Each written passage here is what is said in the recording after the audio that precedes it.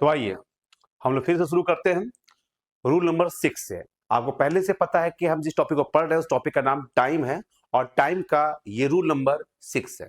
तो गौर से देखिए, यहाँ पर मैंने कुछ वर्ड मीनिंग का कलेक्शन यहाँ दिया आपको, जिसे देख करके आप पहले ही कंफर्म कर लीजिए कि इस सेंटेंस को हम लोग जिस पैटर्न में फॉलो करने के लिए रूल बनाए गए उसी फॉलो करेंगे।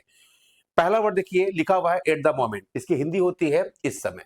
नेक्स्ट वर्ड मीनिंग है करेंट, करेंटली, तो करेंटली की हिंदी होती है वर्तमान में, या भी वर्तमान में सब कुछ चल रहा है। प्रेजेंटली इसकी भी सेम हिंदी है कि कोई काम जो है कंटिन्यू चल रही है। और राइट नाउ, राइट नाउ की हिंदी होती है अभी। अगर इसमें नाउ भी लिखा जाए तो भी समझ लीजिए इसकी हिंदी अभी ही होती है।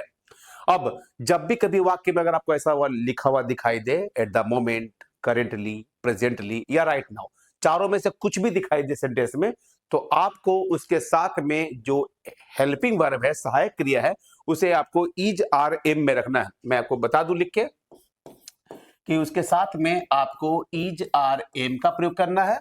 और मेन वर्ब, चूंकि आपको पता होगा कि वर्ब दो प्रकार के होते हैं, एक हेल्पिंग वर्ब होती है और एक होता है मेन वर्ब। हेल्पिंग वर्ब जिसे हिंदी में आप सहायक क्रिया समझते हैं, और मेन वर्ब की हिंदी होती है मुख्य क्रिया। जैसे मैं बाजार जा रहा हूं, इसमें जाने वाला काम मुख्य क्रिया में होगी, लेकिन मैं जा रहा हूं जो हिंदी में हूं आया है, I am going to market, जिसमें एम आया है, वही आपका हेल्पिंग वर्ब है। तो जाना, आना, कहना, बोलना, सोचना, तोड़ना, फोड़ना, ये जो मैं वर्ड यूज कर रहा हूं, तो इसे आप मेन वर्ब में मानेंगे और इसके 5 फॉर्म होते हैं। और हेल्पिंग वर्ब आपको इज आर एम का प्रयोग करना है। और हाँ, एक बात बता दूं आपको कि सिर्फ इज आर एम ही नहीं होता है, बल्कि helping verb is are am, was, were, can, could, may, might, shall, should, और फिर और भी सहायक क्रिया होते हैं, हम लोग उसे भी जानेंगे। मेन वर्ब आपको वर्ब का चौथा फॉर्म रखना है, वर्ब के फोर्थ फॉर्म में रखना है। फोर्थ फॉर्म का मतलब ही जान लीजिए, उसमें आईएनजी का प्रयोग करना है। तो कहां पे हम इज का प्रयोग करते हैं, कहां पे आर का प्रयोग करते हैं, कहां पे एम का प्रयोग करते हैं, ये आपको पहले से पता है। फिर भी मैं आपको बता दूं यहां पर कि किसके साथ हम क्या प्रयोग करने वाले हैं। थोड़ा सा इस पर ध्यान दीजिए कि जब भी कभी आपको सब्जेक्ट आई लिखा हुआ दिखाई दे, जिसकी हिंदी मैं होता है, तो उसके साथ आपको एम का प्रयोग करना है। वी, यू, दे या कोई भी प्लूरल नाउन दिखाई दे तो उसके साथ आपको आर का प्रयोग करना है। और एक वचन की कोई भी सब्जेक्ट ही, शी, इट या कोई नाम लिखा हुआ दिखाई दे तो आपको उसके साथ में इज का प्रयोग करना है। तो आई के साथ एम, वी, यू, दे के साथ में आर, और ही, शी, इट नेम के साथ में आप इज का प्रयोग करेंगे। देखिए मैं थोड़ा सा इज को मैं थोड़ा सही से लिख दूं, थोड़ा सा ये, हाँ ऐसे इज।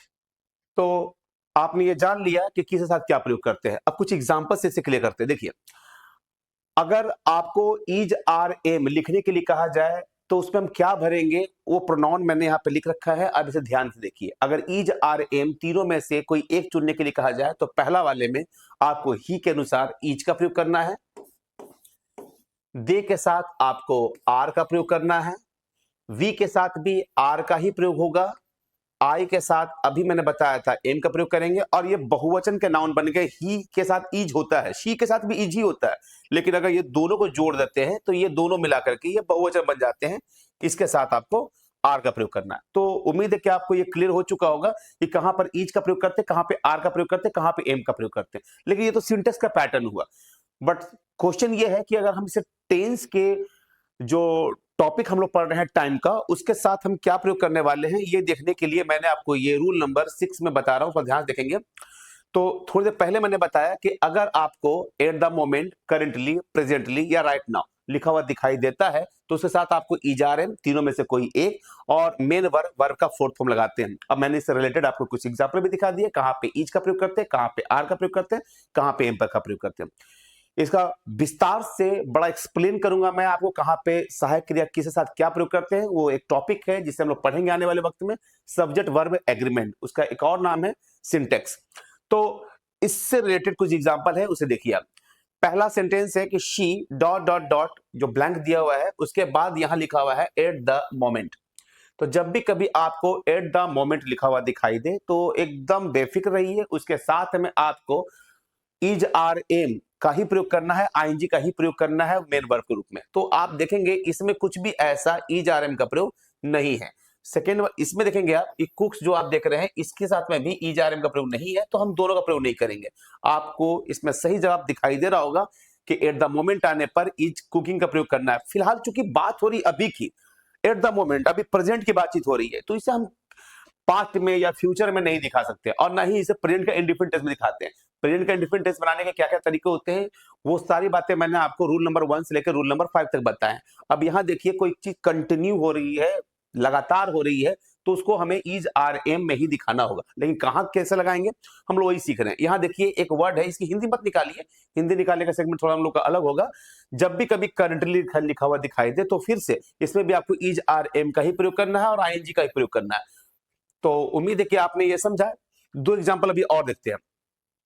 यहां देखिए लिखा हुआ है ही blank on a new project presently. आप देख रहे होंगे यहां पर फिर से एक वर्ड आ गया है, जिसे थोड़ी देर पहले मैंने कहा था कि जब भी कभी वाक्य में eight the moment, currently, presently, now या राइट नाउ लिखा हुआ दिखाई देता है, तो इज आर एम का प्रयोग करते हैं। अब आप खुद देखिए कि हम क्या प्रयोग करने वाले हैं। तो सही जवाब इज के साथ आईएनजी का प्रयोग करना है। और आगे देखिए, अगला वाला जो सेंटेंस नंबर 4 है उसे देखिए ध्यान से। उसमें लिखा हुआ है राइट नाउ, तो जब भी कभी वाक्य में नाउ या राइट नाउ लिखा हुआ दिखाई दे, तो उसके साथ में आपको आईएनजी का ही प्रयोग करना है। तो सही जवाब आपको वी के साथ आर का भी प्रयोग करना है और आईएनजी का भी प्रयोग करना है। तो उम्मीद है कि आप लोगों ने ये बात को बड़े ही ध्यान से देखा और समझा। तो जब भी कभी वाक्य में करंटली, प्रेजेंटली, नाउ या फिर राइट नाउ कुछ ऐसा वर्ड जो कि प्रेजेंट के कंटिन्यूअस को शो करता है, लगातार चीज को करते हुए शो करता है, तो आप माइंड सेट कर लीजिए उसके साथ में आपको इज, आर या एम तीनों में से कोई एक जो सब्जेक्ट के अनुसार हो उपयुक्त, उसका प्रयोग करना है और मेन फॉर्म आईएनजी का प्रयोग करना है। अब उम्मीद है कि इसे समझ चुके हैं, तो हम लोग चलते हैं अब रूल नंबर 7 की ओर।